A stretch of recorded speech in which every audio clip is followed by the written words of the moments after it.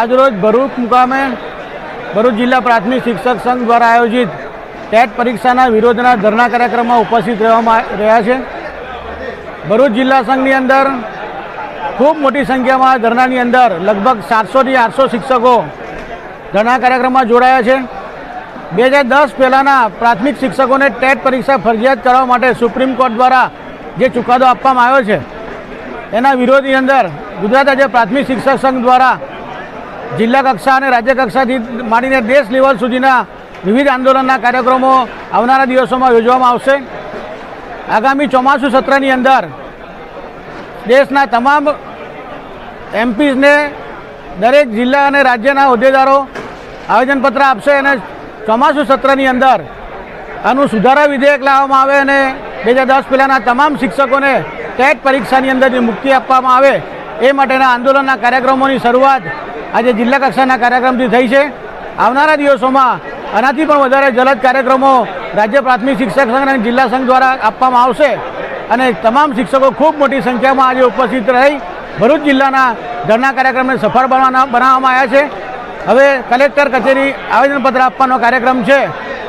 અહીંથી તમામ હોદ્દેદારશ્રીઓ કલેક્ટર કચેરી જઈ અને કલેક્ટરશ્રીને આવેદનપત્ર આપશે અને માનનીય ધર્મેન્દ્ર પ્રધાન સાહેબને અમારી જે આ વાત છે આવેદનપત્રના માધ્યમથી પહોંચાડવામાં આવશે। પ્રદીપસિંહ રાણા, પ્રમુખ શ્રી ભરૂચ જિલ્લા પ્રાથમિક શિક્ષક સંઘ। આજ રોજ અમારી સાથે જયમીનભાઈ અને જિલ્લા સંઘના ઉપપ્રમુખ ઇલિયાસભાઈ, ઇકબાલભાઈ, રાજીવભાઈ અને લગભગ 600ની ઉપર શિક્ષકો અહીંયા ઉપસ્થિત છે। ટેટ પરીક્ષા મુદ્દે શિક્ષકોમાં ખૂબ જ નારાજગી વ્યાપી છે અને નિરાશા થઈ છે। આદરણીય સર્વોચ્ચ એવા સુપ્રીમ કોર્ટના ચુકાદાને લઈને આ શિક્ષકો આજે અહીંયા ઉપસ્થિત છે। ત્યારે અમે સુપ્રીમ કોર્ટને એક પુનઃ વિચારણા માટે આજે આવેદન પત્ર માનનીય શિક્ષણ મંત્રી ધર્મેન્દ્ર પ્રધાન સાહેબને અહીંયા કલેક્ટર શ્રી મારફતે આજે આવેદનપત્ર અમે આપીશું।